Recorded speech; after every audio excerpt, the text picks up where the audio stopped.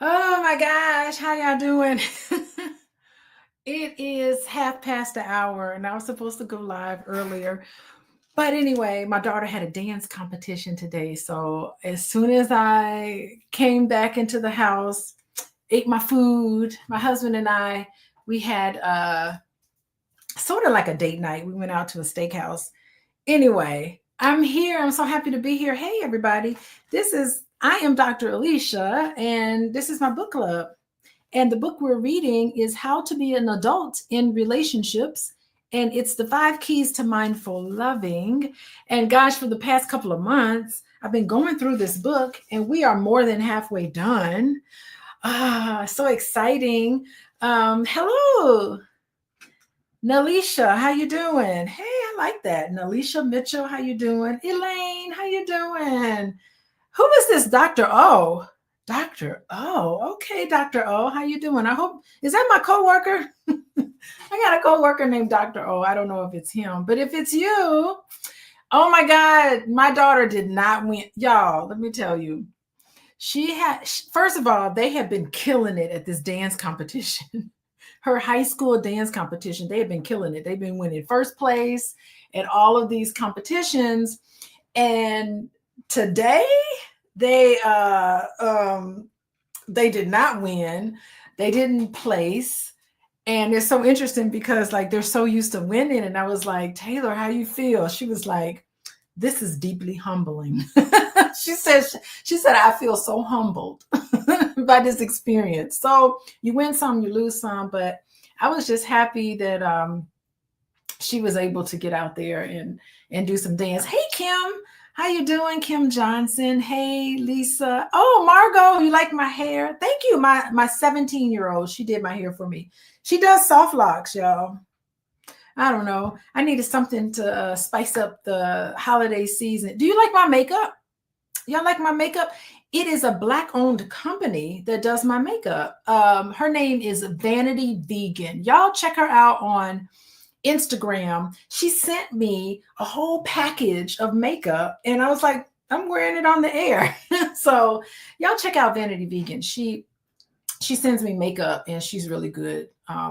I think her makeup is amazing, and I got to meet her in person, and she's absolutely beautiful. I was like, why would you have a makeup company? Her face was flawless. So anyway, so yeah, so that's where I get my makeup from. I don't even think about it. I just go into her little box that she sent me, and I really appreciate that, and I just wear it. So I guess I should probably promote it more because not many Black owned makeup companies. Vanity Vegan, y'all check her out. Anyway, hi everybody. Look at this, Life Beyond the Ring. How you doing? Wait, who is this? I know you from Clubhouse. That is not me. Okay, I'm glad you mentioned this because I do not have a Clubhouse account, and there is quite a few people on Clubhouse who's pretending to be me. It's not me. I'm not on Clubhouse. The real estate syndicate. Mm-mm. I'm a therapist, I'm a social worker, and I'm a college professor. I do not dabble into real estate. Please do not buy anything from me. And please do not sign up for anything on Clubhouse because I do not participate in Clubhouse. I probably should. I wouldn't mind. But I'm glad you put that Life Beyond the Ring. I hope you did not give that Alicia Watkins any money because it's a scam. Oh my gosh. Spread the word. Spread the word. Tara, how you doing? Hi, everybody. Who else is in here? Tell me where you're coming from. While you put your information in there, tell me what city you're from. I do want to reiterate, this is How to Be an Adult in Relationships. It's the 5 keys to mindful loving. This book is deep. This book is very deep.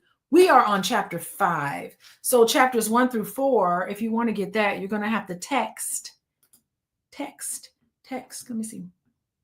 Where is it? Text the word love, LOVE, to 87948. Many of you guys did text the word love to 87948 because that's how you know that I'm going live. I'm sorry I'm late, but I had some family obligations today, and nothing was more wonderful than watching my daughter dance out there. She danced her heart out, and she had a really good time. It was a great bonding experience with her and her teammates. And I just think like, anytime she's on stage, she's having a fun time. Okay, so look at everybody. Oh my gosh, Kim from Oakland, California. That's what's up. Charleston, West Virginia. West Virginia. Good grief. How you doing, Ashley? We got Regina from the Chi-Town. Hey, Regina, I lived on Drexel. I lived in the south part of Chicago. When I lived in Chicago, I went to University of Chicago in Hyde Park. So that's where I went. Art Tari from Virginia Beach. Hey, that's what's up, Virginia Beach. Sharif in Boston. Yes, New York. Helen Weaver, how you doing? From Georgia. Lawrenceville, Georgia. Gosh, Erickson from Fort Lauderdale, California, all over the country, from one end of the country to the other. I know I got some UK people, usually people from the UK. Y'all are in here too. So anyway, I am so excited.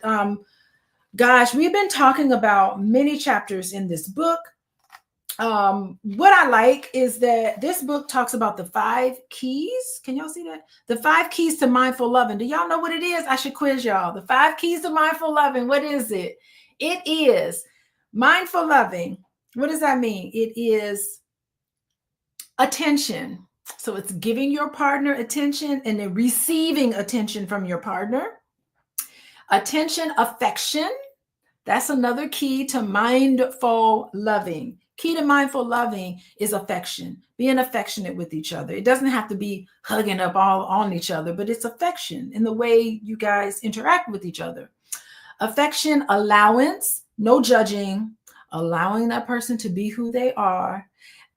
Sometimes if you see stuff that you don't like, and we'll talk about it here, if you see things that maybe you don't like, you still have to allow that person to be who and what they are, even if it doesn't work for you.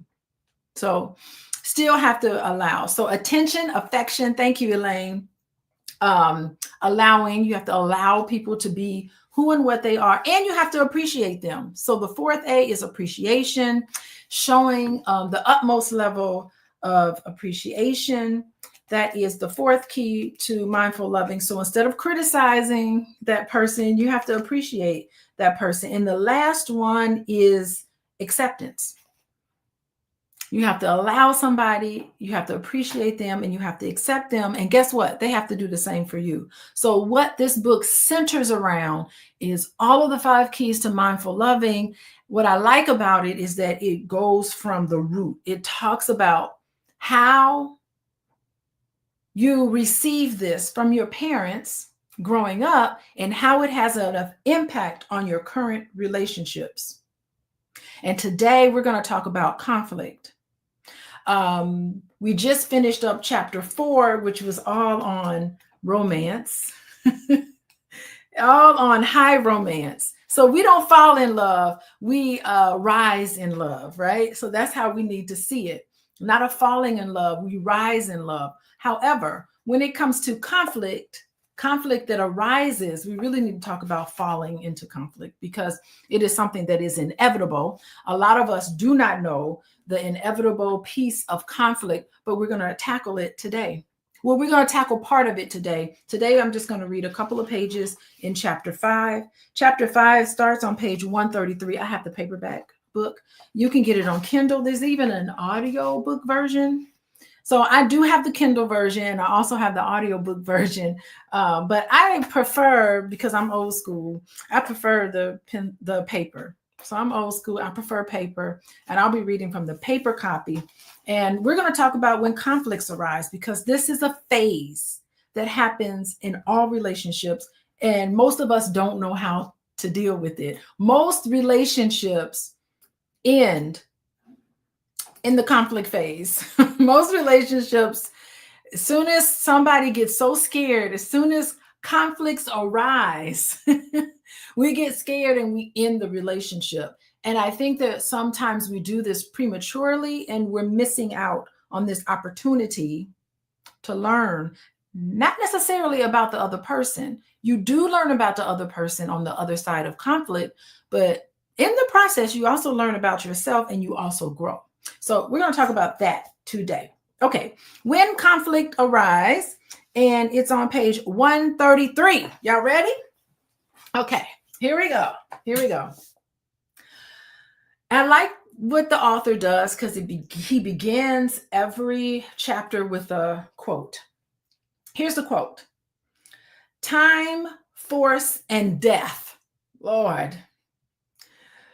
To do this body what extremes you can. To do this body what extremes you can. But the strong base of building of my love is as the very center of the earth, drawing all things into it. Shakespeare said that. Okay, so this is written in Shakespeare language. That's really tough to read. But I think what he's saying in this phrase, I had to really think about it. He's saying that when conflict arises, it sometimes shakes the foundation of the relationship. Think about it this way. You're in this romance phase where you just love that person. You can't get enough of them and everything is going well. You agree on a whole lot of things, but the inevitable conflict arises when you disagree on something, when you're starting to find out, what's going on with this? What's going on here and there? And it can shake the foundation of the relationship. The relationship is tested by time, force, and death. Oh my goodness. The relationship is tested by time because eventually you're going to have conflict. The force of that conflict and even the weight of mortality. Think about that. Death. Death means the possibility of that person not being in your life again. It's the death. That's deep, right? So it's a sentiment. It's just beautifully captured by Shakespeare. And he says, do it this body with extremes you can, but the strong base of building of my love is the very center of the earth, drawing all things into it. So I think kind of what he's saying here is that we all need to be reminded that while arguments and difficulties can shake the foundation of a relationship, a love that's built on a strong foundation, even though it may shake, it won't crack. Yeah, but the strong base and building of my love is the very center of the earth, drawing all things to it. So this drawing strength from a deep, unwavering commitment pulls everything back to its core. Damn. That's saying quite a bit about how it feels when the person that you've fallen head over heels in love with, you now have your first argument. And I'm talking about first real conflict, not, oh, are we having a first argument? This is so cute. Not that. I'm talking about real, I don't know if I like this at all. I don't know if I can deal with this, right? It can shake everything to its core. But if it's built on love, and if you want to know how to build conflict on love, I think you should pay attention to chapter 4 or chapter 3. Chapter 3 talks about how to find a partner. And I think if you follow the steps in chapter 3 of this book, you'll have something that's really built on a strong foundation. I won't go into it because those recordings are out there for you to look at. But it tells us, this invites us to approach conflict not with fear, approach conflict with a reassurance that love, if it's nurtured, if it's maintained, somehow becomes like the grounding force that's capable of withstanding the extremes. It's capable of withstanding conflict. So that's what's important. You know, this is why, you know, honestly, I think I used to listen to people talk on the internet about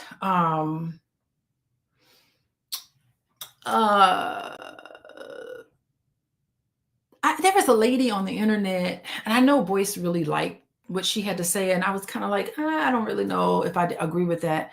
But she would say, I can't remember her name, but I guess it doesn't really matter.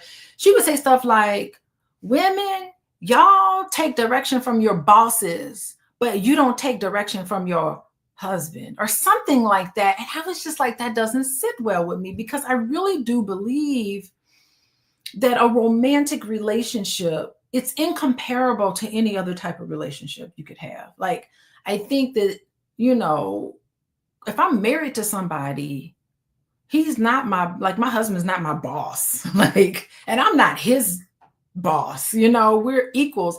And it's not like an sterile arrangement, and unless some relationships can be like that, but that's not something that I would sign up for, like a sterile arrangement. I think that the connection shared between my husband, it holds like a depth and an intimacy that I don't think can be mirrored in other relationships, particularly a boss, a coworker, or even, I would even say to some extent, a business partner. Like, romantic relationships, we see each other in our birthday suits. It's like, that's not the same. It's built on this emotional vulnerability, mutual affection, and that's not appropriate in work environments. So I really think it's a unique bond. It transcends professional or even platonic relationships, because if y'all remember, Boyce and I were friends, platonic friends, for a really long time. And I knew him as a friend, but dating him, it was totally different from being friends with him for several years, for a long time, actually, several decades. We were friends. We talked a lot, but that was different from stepping into a romantic relationship. So workplace, business relationships, to me, it's more like logical, and you got goals set and responsibilities, where I feel like a relationship with my husband, even though we do work together, but my relationship with my husband, it's more emotional. There's more a deep companionship that we actually have. I think we've gotten closer. I know y'all know recently, he lost his mother, and I lost my mother-in-law. So I'm grieving, he's grieving.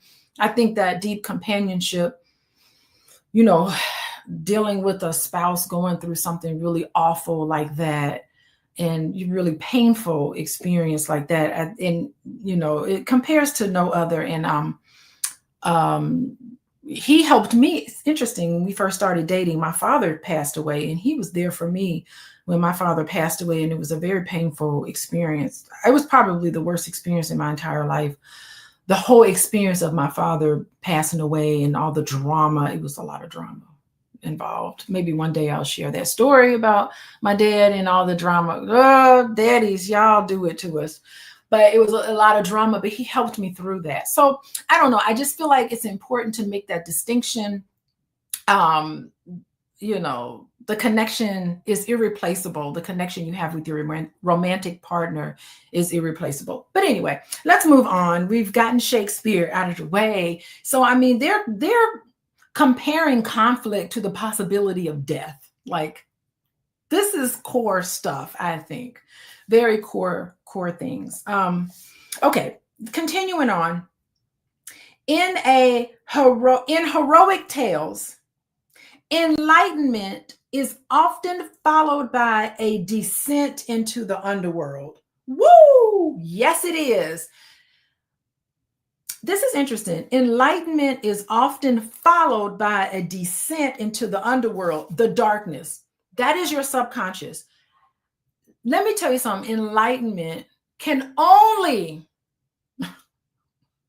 follow descent into darkness. If any of you all want any type of enlightenment, if anybody has an idea that pops into their head, I want to be enlightened, you are welcoming darkness into your life because enlightenment only comes out of darkness.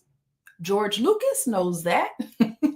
He knows. Y'all watch Star Wars?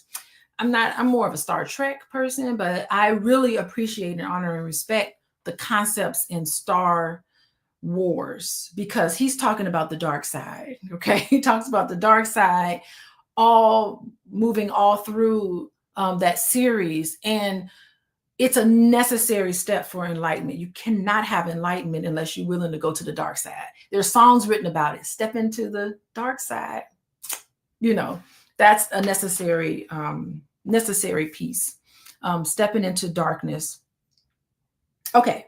Our journey in a relationship goes down from the summit rather than up to it. So the process of a relationship, it has to go down. So this is talking about conflict. How are you now going to deal with the inevitable conflict? The second and usually the longest phase in relationships is conflict. Facts right there. Dang.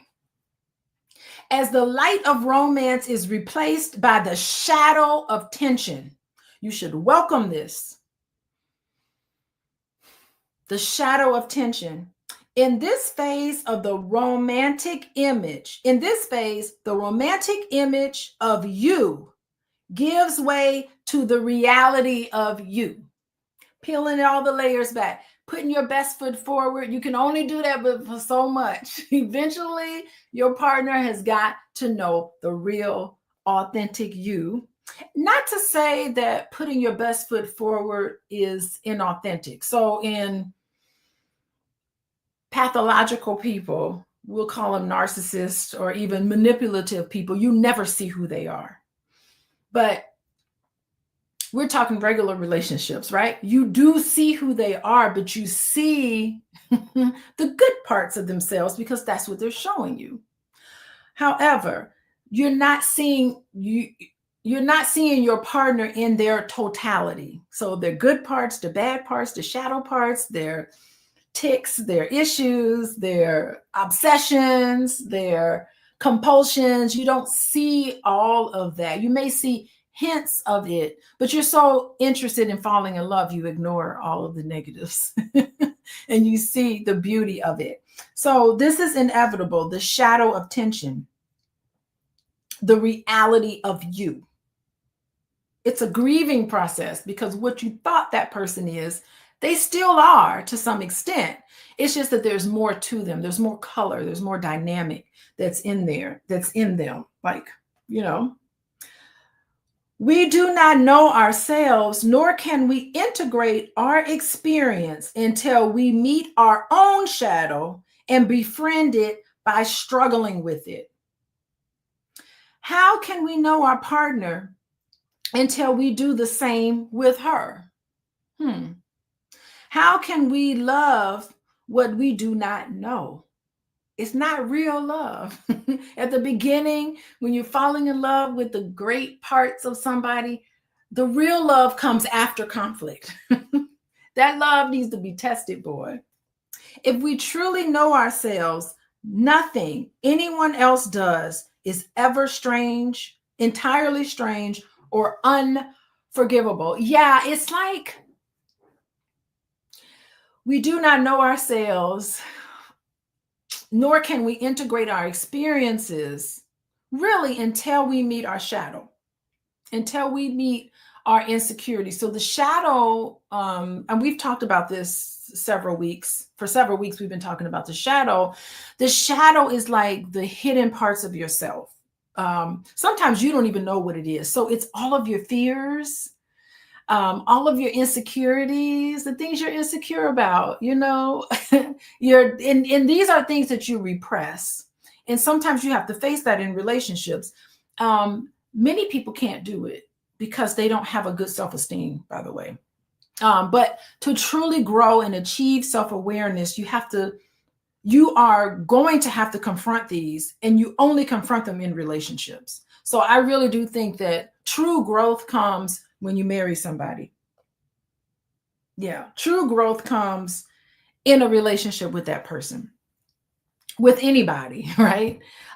So I think sometimes there is a struggle there, and we have to uncover these profound truths about our nature, our capacity to lead more authentic and compassionate lives. I really do think that that is what conflict is going to have to test your ability to be compassionate for another person while you're hurting. The person could be hurting you. Okay. So, befriending the shadow, it tells us that we have to reconcile our inner conflicts, and a lot of us have them, to integrate the humanity of each of us. Test your love. Yes, Ronald. Cherry says the representative. Yes, you're seeing the representative of someone else, and that's just interesting. But hopefully, that representative is a true reflection of who you really are. It's just a good side of yourself. Okay, romance shows the love object's brighter side, the positive shadow, the untapped potential for good that we project onto those we idealize, putting people up on a pedestal. Conflict exposes a person's darker sides, the negative shadow. That is a proclivity to meanness, abuse, or even selfishness, which is then projected as strong dislike to those who display such behavior. Woo! Once blinded by romance, now we are free to see all sides of the partnership. We confront pettiness, lack of consideration, self-serving choices. Woo, y'all know this happens in relationships. The arrogant ego and its need to be right. I need to be right. I'm right and you're wrong. Something wrong. I'm perfect and there's something wrong with you.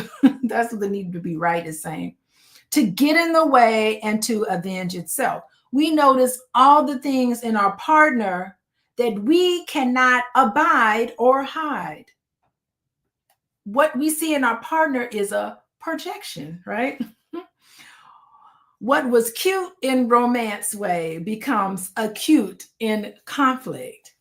Woo, boy. I mean, we choose to often, the people that we choose to date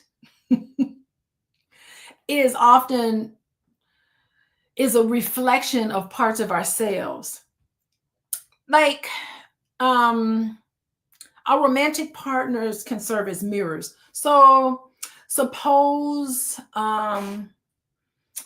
you have an abandonment insecurity that came about when you were growing up. Maybe, ladies, maybe you were waiting for many weeks. You used to wait for your dad to pick you up from school, and he didn't pick you up from school, or he wasn't there, or he didn't show, or you had a parent that disappointed you in some way. And you had this insecurity, like, what's wrong with me? I feel like I'm insignificant, or these are the thoughts that you tell yourself, and it has nothing to do with you. Sometimes our parents just aren't perfect, has nothing to do with you, but in that childlike state, that is what you were hurt. So maybe there's these unhealed wounds that reside in us, like abandonment. Okay. And you can bring this. Suppose you're calling your partner and they're 10 minutes late picking you up, and it triggers something in you, this deep-seated of abandonment, meaning I'm not worthy. This person thinks I'm not worthy. It had nothing to do with you. Maybe they just got stuck in traffic, or maybe some of these things happen and you notice a pattern in this, but you're uniquely keen and sensitive to that because it is a wound that you had when you were growing up. And so it's interesting, I think, that we subconsciously pick the perfect person, not only for companionship, but we pick this person to help us address some of our wounds. And it's important during this process to really be cognizant of that. Like, gosh, this is why mindful loving, this is why mindfulness comes apart. Because instead of reacting, oh, you left me here, you abandoned me, you said you would be here, you must think I'm, what you're doing, you're suspicious of that other person. Instead of letting all these insecurities out, it's important to, in a mindful relationship, we have to consciously decide to do this, step back and say, what is this person bringing up for me?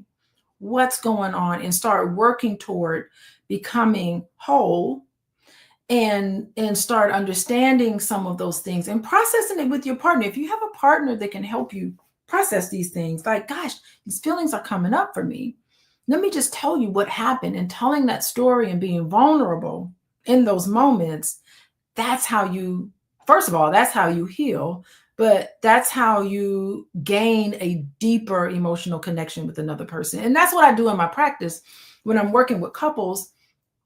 Things come up for people. I expected you to be there for me and you weren't there for me. And that really hurt me. And we start processing some of that. Not that there's something wrong with you, but in a way where we can have a beautiful conversation about the pain and the hurt that your partner felt and why. What is it reminiscent of? Sharing that story with each other. And that's how you connect with another person, being vulnerable. You are not going to do this with your boss. You may do a little bit of something, but your boss doesn't care about that, So it's that love and that deeper connection that you can potentially have with another person that makes, relationships unique. And I really do think that conflict, it does this. By the way, they talked about in that last paragraph, they did talk about like, there's some negative aspects that can come out. Like when you have a conflict with another person and you see how they react to conflict, it can be kind of shocking. You're like, dang, this person is mean. This person is abusive. You could see selfish. You can see that. And I do work with couples about these are losing strategies. Like in conflict, that is not the time to be mean. That is not the time to be verbally abusive or emotionally abusive and like calling someone names, telling them there's something wrong with them. That's not the time to just think these are losing strategies in a relationship, and it will create more resentment, and I think, these behaviors are projected out toward other people, and sometimes both of them can be quite awful to each other. Only a romantic relationship can do that because it's an intense bond that you have with another person. Okay, let's move along. Hey y'all, we are on page 134. If you're just joining me, I just want to say I am reading How to Be an Adult in Relationships. It's the 5 keys to mindful loving. You need to mindfully love each other. How do you do that? What are the 5 keys? I really want to read this out because I think that if you're in a relationship and you're having some issues and you don't know where to start, the best way to start is with the 5 keys to mindful loving. And that is attention, acceptance, appreciation, affection, and allowing. These are the 5 keys to love someone in a mindful way. You're not going to be reactive. You're not going to say and do things that you're going to later regret and have to say you're sorry for, and you need to apologize. Accountability is so important in relationships. Not only do you need to be accountable, but you also need to tell a story about how and why you reacted so strongly. And you need to do it as much as you can to repair relationships, particularly in conflict. Being able to repair, being able to go back and say, I'm sorry. I've had some time to think about it. I'm starting to become more mindful. And I want to be able to do better moving forward. Let's talk about how me and you can work together and deal with this issue. So these are the things that you need to do to maintain that bond and connection with that person, even in the midst of conflict. Seeing it outside of yourself and you working together with your partner to make sure you do that. And we do not have enough examples of this in our culture, in our society. We don't live in a world that models enough of this in our relationships. And we need to. These are things that our families are hurting. And it's more than just being together. It's being healthy together. And I think that's it. That's the key. That's the key there. So anyway, so that's what I'm talking about. I'm talking about conflict. Conflict is very scary, but it is inevitable. It's something that you cannot avoid, and you need to know how to deal with it. So we're going to talk about it today, how to deal with conflict. So how y'all doing? Listen, if you want to know, God knows when I go live on Sunday. I thought I was going to be live an hour ago, but I just got back from my daughter's dance recital and not dance competition. And so I didn't go live until a little later, but please be sure to text LOVE, LOVE, to 87948. That way you will know when I finally go live on Sunday. I will go live next Sunday. I got nothing going on. Let me look at my calendar. Nope, got nothing going on next Sunday. I will be live next Sunday and we can pick up with chapter 5, but we're still continuing. Chapter 5, it is all about conflict, how to deal with conflict. I don't think we have enough examples of it, so we're going to talk about it today. Okay, so we are on chapter 5, and I am on page 134. I've read one page. It's been a half hour, and I've only read one page, but I do want to talk about the human experience. I love this part. Oh, no, wait. Where am I?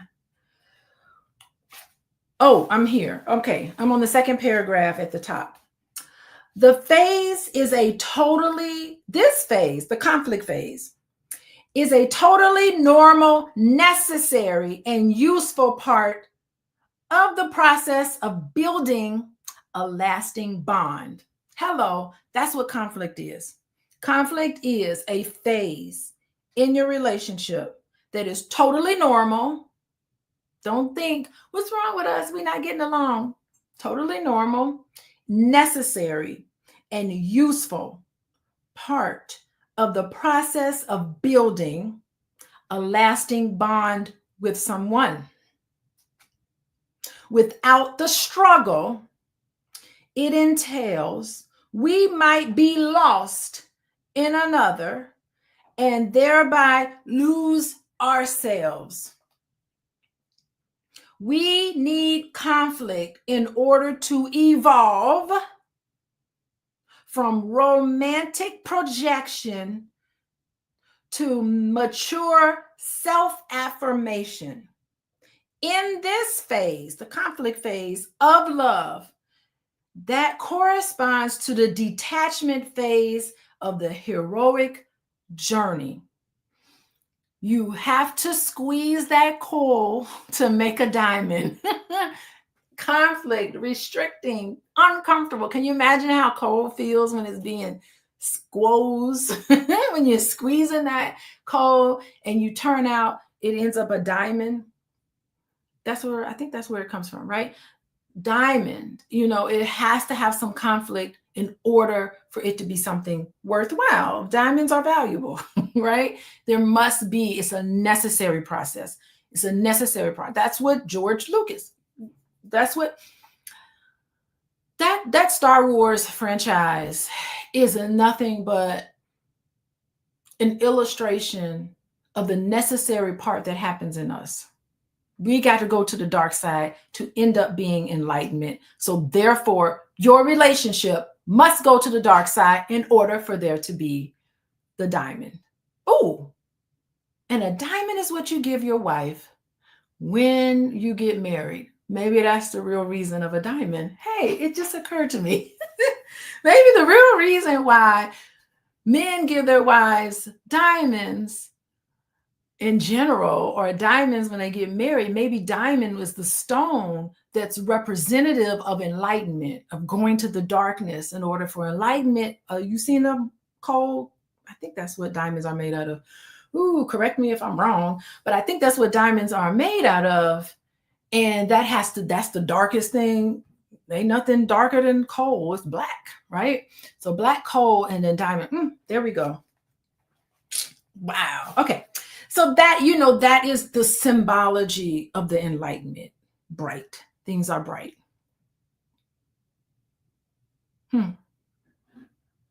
Very fascinating. What else would I say about conflict? I think what else I want to say about conflict is that it is a catalyst for growth. And that tension that they talked about. What did he say? There's a tension that's necessary for a lasting bond. I think through conflict, we're often forced to face some uncomfortable things.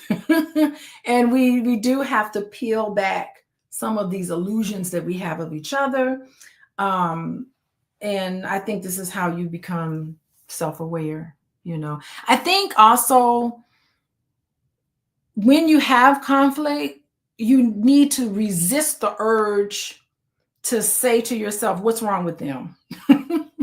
You know, I think we need to, conflict in relationships challenges us to take responsibility for our emotions and actions rather than externalizing them. And I think that we see so many examples of what's wrong with these men, what's wrong with these women, what's going on. And I think that we need to pull away from that, and we need to often kind of look at how we play a part in that conflict and own up to it, instead of saying, externalizing all of this into our partners. So for instance, you know, suppose you were insensitive and your partner was offended by something that you did, you know, instead of saying, what's wrong with her? Why is she so sensitive? Oh my God, she got daddy issues and she too sensitive. Go fix yourself and have that. No. That's not how you deal with conflict. You recognize that, yeah, you may have been offensive to your partner. Instead of saying, what's wrong with her? Why is she so sensitive? You need to look back and say, you know, how was I not being as sensitive as I could have been with that person? And I think that is that's the part where relationships can transcend, right? So instead of conflict being a sign of failure, it can be like a bridge, you know, toward some transformation. Maybe I need to watch how I speak to her and what I say to her or him. It could go either way, instead of pointing the finger and thinking it's somebody else. So how y'all doing? Anyway, how y'all doing? We are moving on. We're talking about the human experience now. Okay.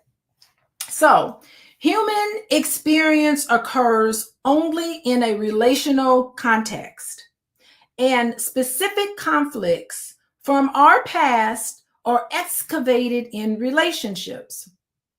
As a result of relating to an adult partner, we can remember our life with our parents more vividly than we ever thought possible. Wow. So this is interesting.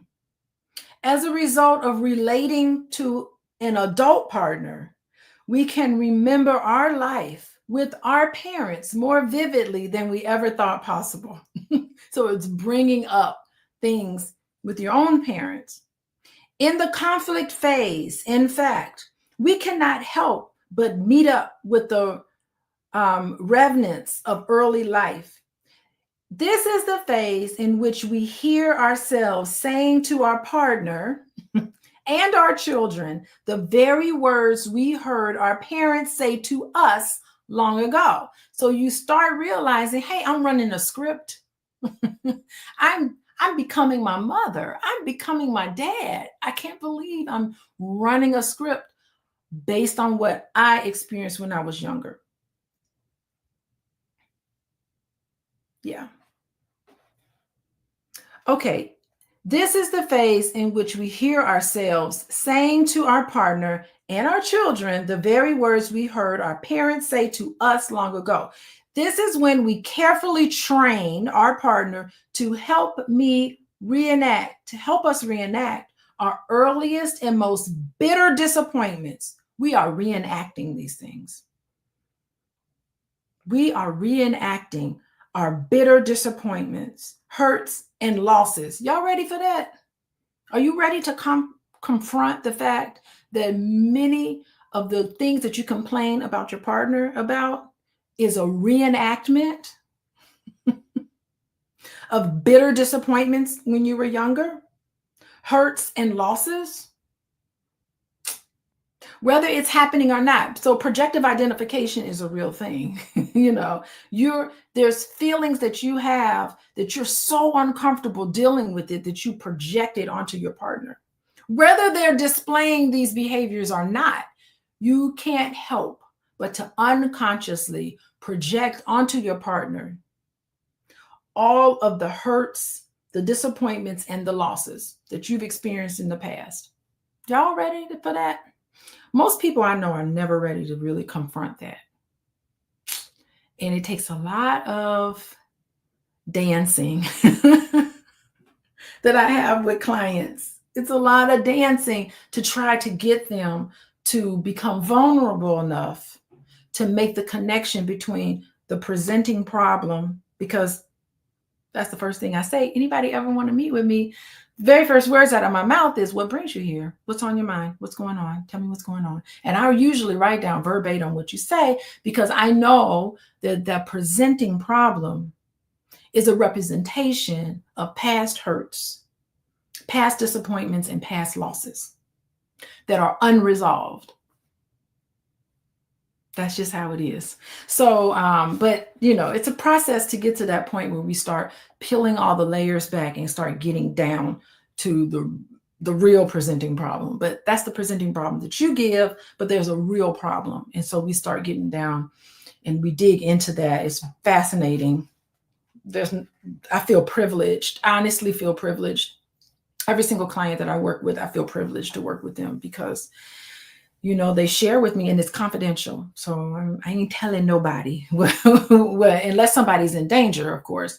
But if no one's in danger, I ain't telling a single soul what we talk about in session. And I think that's privilege.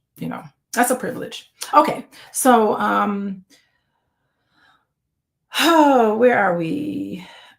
This is the phase we instinctively bring up the issues we are now ready to grieve. Ooh. Y'all ready for that one? In this phase, the conflict phase, we instinctively bring up the issues we are now ready to grieve. Issues that person triggers in you that you're now ready to deal with. Because if you weren't ready to deal with, you wouldn't have picked that person to date in the first place. Happens that way. And if you weren't ready to deal with it, you wouldn't even be bringing it up as an issue. So that's another thing. But now you're ready to deal with it and reenact the past to show what happened to us and to master it in the mirroring help of some illusions. This is why I love couples therapy. It's so much better and so much more impactful than just individual work. Couples work is the most growth happens in couples work, I believe. But anyway, as the psyche continually adjusts itself to newly revealed truths, it's adjusting itself to what we now know. Wow. Yeah, I really do think the sentence that was really struck out at me was the part about you're reenacting early, most bitter disappointments, hurts, and losses. Roles that you played as a child has an impact on how vulnerable you feel like you can be in your current relationship. But let's move on. Okay. The way we center is through the extremes. So it has to have some extremes, right? You need to have the romance side. You need to have the conflict side, because eventually you get up to balance. Because romance, oh, he's so wonderful. She's so great. Putting each other up on this pedestal. You're falling in love. It's romance. Then you get to conflict. What was I thinking dating this person? I thought that I fell in love with the free spirit. Like, how sometimes it can be a relief to be like, oh, this person is so free spirited and, open and honest. And then you start realizing, well, they're a little too open. They're a little too honest. It hurts my feelings. The conflict, the things you fell in love with can turn around and be a double-edged sword and be some of the things that you kind of get on your nerves, right, about that person. So it's interesting. The way to center is through the extremes. So it's almost like a pendulum. The pendulum is a necessary process. So it goes great, then it goes horribly wrong, and then eventually you center yourself. Center. We move from the extremes of romance to the extremes of contention in order to reach the center of commitment. According to the cycle of thesis, antithesis, and synthesis. Nature too moves from the lushness of summer to the dead of winter so that we may exult in the liveliness of spring. My goodness, this is bringing up that Stevie Wonder song. Y'all know that Stevie Wonder song? When the summer came, no, when the winter came, you were not around. Y'all remember that song? Now the winter's gone and love cannot be found. Where were you when I needed you last winter? Y'all remember that song? Y'all check out the Stevie Wonder song. I can't remember the name of it. I have to look it up. The Stevie Wonder. There's a Stevie Wonder wrote a song about relationships, and he connected relationships to the spring, summer, winter, and fall. He knows this is a necessary process. Stevie Wonder knows it, but that's what that song reminds me of. That song reminds me of this passage about we can now see that relating to someone or something rather than being possessed by him or her or its equivalent to acknowledging that the relationship will inevitably go through phases, just like the year, just like the seasons go through phases. Yeah, y'all listen to that song. He's talking about the phases of love. It's like you feel abandonment. Where were you when I needed you? Last winter. Where were you when I needed you last winter? Oh, yeah, summer came and you were loving all over me, but now I feel abandoned. He's talking about some of this, the feeling that you have, the death of winter, and how it is definitely connected to the death of winter is connected to how you feel when you mad at your partner. I'm mad. Sometimes I'm mad at Boyce, and I just be like, I cannot believe him. You mad at him. I do be feeling alone and abandoned and all of that. I'd be wanting to listen to Stevie Wonder. Oh, when he get on my nerves. But he do be getting on my nerves. But we have a very solid foundation, fortunately. I think that we do.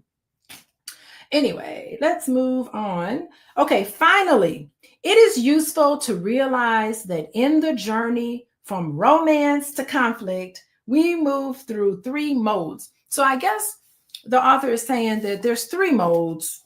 It's realistic. Every relationship goes through this, so don't think it doesn't.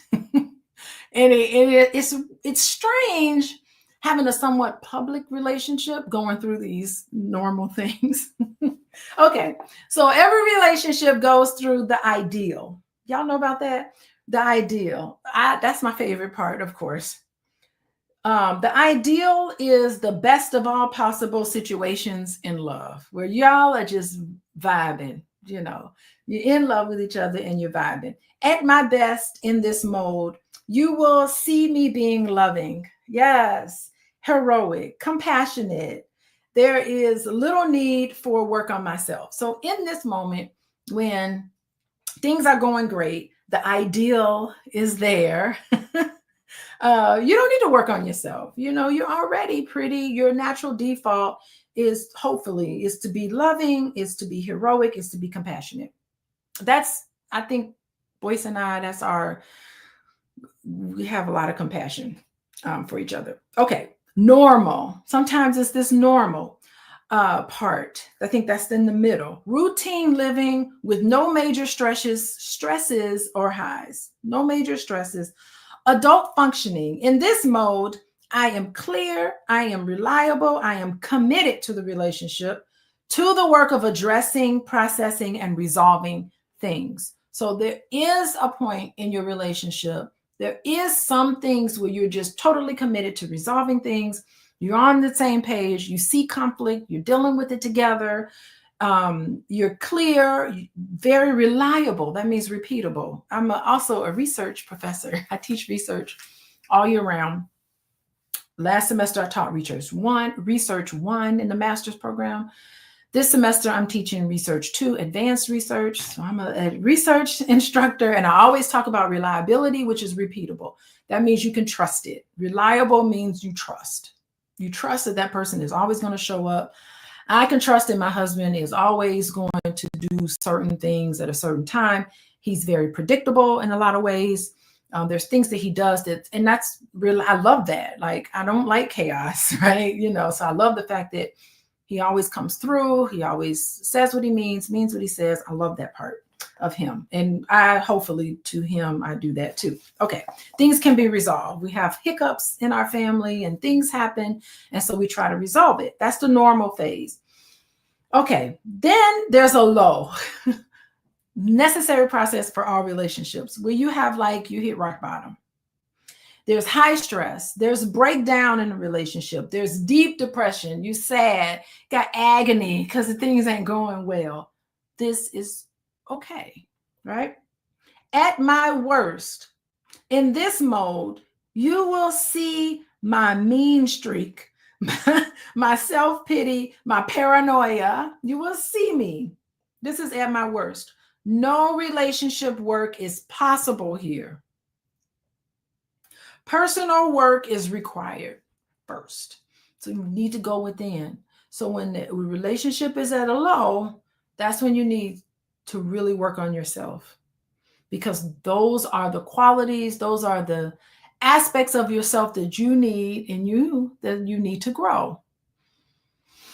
You need to repair. And part of that repair process is not sweeping the issues under the rug. The repair process is looking at it, pulling that rug out and looking at all of the issues and being able to be mindful. This is where you need skills. It's hard to deal with skills when you're wounded. When you're dealing with past issues, you're dealing with the past issues, the hurts, all of the things in your life that's getting in the way, that's coming up for you. There is no such thing as a perfect childhood. There is no such thing as a perfect relationship. Clearly, we're talking about this here. So this is where you need to look, and you need to look at yourself closely about what is it that how am I contributing to this? What am I doing? What conversations do I need? And this is a very tough time for a lot of people to deal with this, because there's so many people that have so deep insecurities that they're not able to look at their partner and say, I'm sorry, I was wrong. I totally get what you're saying. Yes, I understand what's happening. I shouldn't have said that. I know I said that. I shouldn't have said that. You know, this is the point in a relationship where you're going to have to grow, and you're going to have to look at yourself. And some people can't do that. They're not at the point, they're so deeply wounded that they're not able to look at themselves. And if you can't look at yourself, you can't grow, and you end up being labeled as narcissistic. And really, narcissistic people, and there is a such thing as narcissist. People who have narcissistic tendencies are not going to be able to look at themselves, because the pain is so deeply entrenched in them, and they're so insecure about themselves that it's too painful for them to even look at themselves, because it puts them down into a depressive state. And so a lot of work needs to be done there. And but you know, it's unfortunate, because a lot of resentment can build up in these types of heavy conflict relationships. Resentment can build up, and you can end up losing your partner if you're not able and open to examine some of these things. So anyway, so that's what we're saying. Going on to page 135, mature people, mature. Not childish, the wounded child. Y'all heard of the wounded child? The wounded child, the protective child, and the functional adult. When you're the functional wise adult, mature functional wise adults, they can go from best to worst and back to the center many times. They're not afraid to look at themselves. To accept this as a fact releases us from taking a partner's behavior too personally. You're bringing up something in them. Don't take it personal. Help yourself, help them. Y'all help each other through this. From blaming, so you can't take it personally, from blaming and even from fear, all the ways of letting go of the ego. All the ways of letting go of the ego. When we are stuck in the low ebb mode where there's lots of conflict, as in the mythic scene of the ship stuck in port, we need to take especially strong action because standing still may have become more comfortable than the effort it takes to move. You got to work on yourself. This is why risk becomes the hero's style. Yes. Oh, Tammy. Tammy's tapping in here. Tammy is saying, I dated a narcissistic man. I had Bender experienced anything of that manner. Never. I had never experienced anything of that manner. Thanks for that info. Yeah, it's a tough thing because they're not able to look. It hurts too much and they're not able to look at it. But anyway, that's not going to be all of us. We all know better now. And even that narcissistic man that you dated, Tammy, even that person is in a lot of pain and lives wherever that person is right now. I'm certain he's very unhappy. And that's unfortunate because happiness is a choice. And you can make the choose to look at yourself and to see your part in why things fell apart. Okay. So we are here. Okay. We need to take especially strong action because standing still may have become more comfortable than the effort it takes to move. And this is why risk becomes the hero's style. Okay. How y'all doing? There's some people just joining us, and I just want to say I am reading from How to Be an Adult in Relationships. It's the 5 keys of mindful loving. You got to go back to the other videos in order to be able to understand what the 5 keys are, but this is what we're talking about. The book is by David Rico. I interviewed him, interviewed David Rico, the author of this book. He's got another book coming out, so I'm going to bring him back on for my Monday night podcast on YouTube, and he has another book, so we'll be talking about that other book. But anyway, so we're right here on page 135. This is chapter 5, and it's all about conflict. So when conflicts arise, for today and the next couple of weeks, we're going to talk about what to do in conflict, because most of us don't know. Guess what? How about that? Most of us don't know what to do in conflict because most of us, like myself and everybody included, we didn't necessarily come from the perfect childhood. No one had a perfect childhood. And for many of us, we were never modeled the proper way to deal with conflict. So much so that we're scared of it. And rightfully so. We should be scared of it because sometimes conflict is paired in our minds with yelling, screaming, fighting, drinking, violence. Sometimes in our mind, conflict is dealt with throwing things and losing people important to you. Sometimes we don't know how to terminate because termination and saying goodbye to somebody in a peaceful way was never modeled to us. Sometimes we grew up in environments where conflict was dealt with in a very childish way, not a very mature way, and definitely not mindfully. So this is about how to deal with conflict in a mindful way where you can grow from it instead of it being paired with something awful and horrific, like many of us experience. Okay. All right. So we are on page 135 and we're learning. We're getting better, right? Okay. Or to use another metaphor, nature requires the breakdown of established structures to accommodate new conditions in the environment.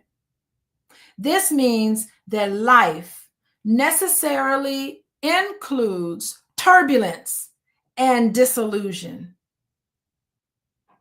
Life necessarily includes turbulence, and disillusion. Wow.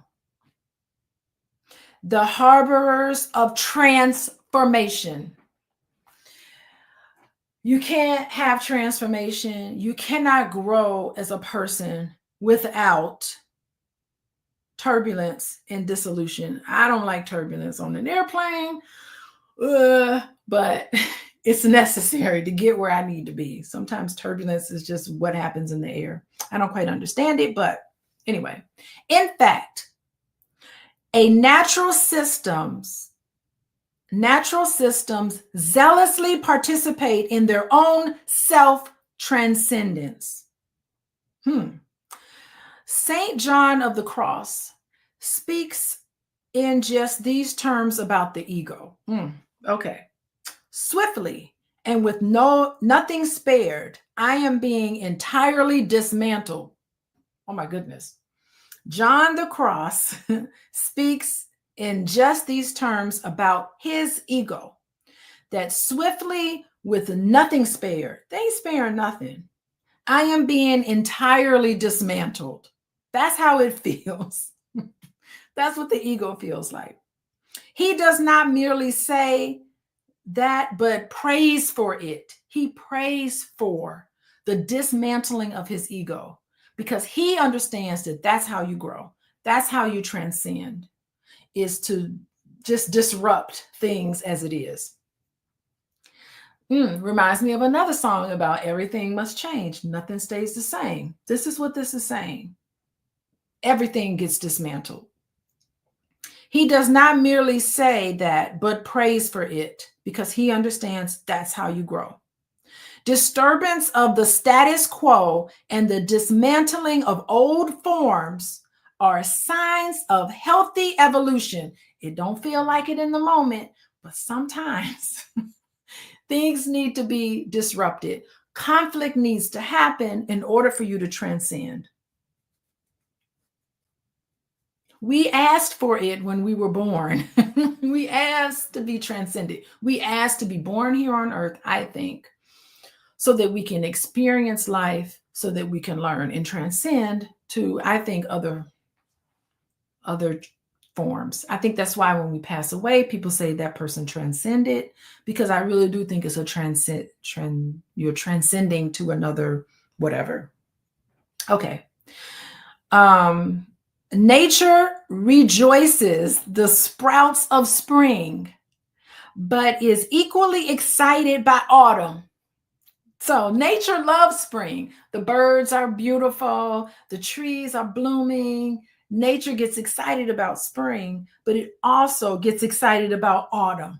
And that's when everything dies. That's when things transcend, which ensures another and richer spring. So it's a necessary process. We have to have autumn. We have to have winter in order for us to enjoy spring. In relationships, we have to have romance. We have to have a foundation, but we also need to have conflict in order to transcend, transitioning. It happens in us all. Okay. But is equally excited by autumn, which ensures another and richer spring. Can we see our conflicts in this same optimistic way? I can. In the moment, I'm mad at my husband because he did something that pissed me off. In that moment, I don't know if I can see it. Looking back on it, I can definitely see it sometimes. You know, I like the John the Cross because he says, swiftly with nothing spared, I am being entirely dismantled. That's how I feel. Like in an argument, I do feel that way. Nothing spared. I mean, just think about the imagery of being dismantled. You know, it resonates, you know, deeply with how many of us experience conflict. You know, it just hurts. In the process of dismantling your ego and confronting ingrained patterns often feels like an intense stripping away of these old identities and defenses. So, you know, some of the defenses, how did you feel? You know, you felt abandoned by a parent or rejected by a parent growing up? How did you feel in that moment when you were younger? And were you able to articulate how that felt for you? Or did you use your defenses? Defenses is like minimizing, maybe, denying that it even happened. You have these defenses that protects us from feeling how we really felt, because it hurts to be rejected. So it's a humbling but necessary process for self-awareness and to grow and connect in that way. So, okay, so we're moving on, page 136. There's another quote by Ken Wilber. I don't know who Ken Wilber is, but he is saying, the process of evolution is wildly self-transcendent. So, he's saying that the process of evolution to evolve spiritually and psychologically sometimes involves transcending old limitations and moving forward and integrating the experience in your life. I think it's letting go of these identities and just having a more expansive look at yourself. Okay, so I think that is, we're almost, we've been talking for a while here. Thank you guys for joining me, learning about conflict, how to deal with conflict in a way that's mindful. These are the things that we've been talking about today. We will continue. We will pick up the next couple of sections of this text next week. According to my calendar, I am totally free next week. No travel, nothing like that for me. So I'll be around, and which means I will be here, right here. So please join me. Y'all follow me on Instagram. Coaching with Dr. Alicia on Instagram. Y'all see that? Wait, let me see if I can bring it up larger. Follow me on Instagram. Coaching with Dr. Alicia. I'm so close to 10,000 followers. I'm hoping to get there soon. I'm so close. And to know next week when I go live, I'll try to post something as soon as I find out what my schedule's like. But to really find out when I go live, text LOVE to 87948, and you'll be able to get notifications, and you'll get other information from me, but definitely you'll be able to know next week when I talk about this. Tomorrow on Mental Health Monday, I'm going to be interviewing Miss Trinidad and Tobago. Where's all my CARICOM people out there? I see y'all Caribbean people. I got Caribbean people in my family. And so y'all come out and show some support to Miss Trinidad and Tobago. We're going to talk about body positivity and body images tomorrow night. And then Tuesday, I'm going to be on Fly Nubian Money, talking about whatever they want me to talk about. I'm not sure of the topic, but thank you. We're going to continue with this because we as Black people, listen, all of these mindful techniques this white man wrote about, these mindfulness techniques, this all Black stuff. This our stuff. This our science. But I'm so happy that this guy wrote about it and is bringing it back into, we need to embrace who and what we really are. And part of that is healing. And this is a great way to do this in a way that's mindful. Thank you, Aisha. Thank you, Karen. Thank you, Rhonda and Stephanie and Tammy. Tammy, girl, that relationship with that narcissist. Ooh, honey, you learned your lesson. Hopefully you learned your lesson. Kashi, Margot, how y'all doing? Rhonda, yes, Rhonda, thank you for following me on Instagram. Hold on, let me put that back up. Oh, wait, Lord, here I go. Instagram, follow me on Instagram.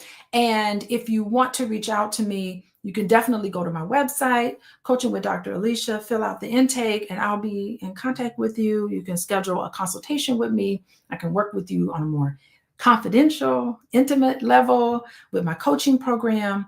And I will see you guys next week. Bye, everybody.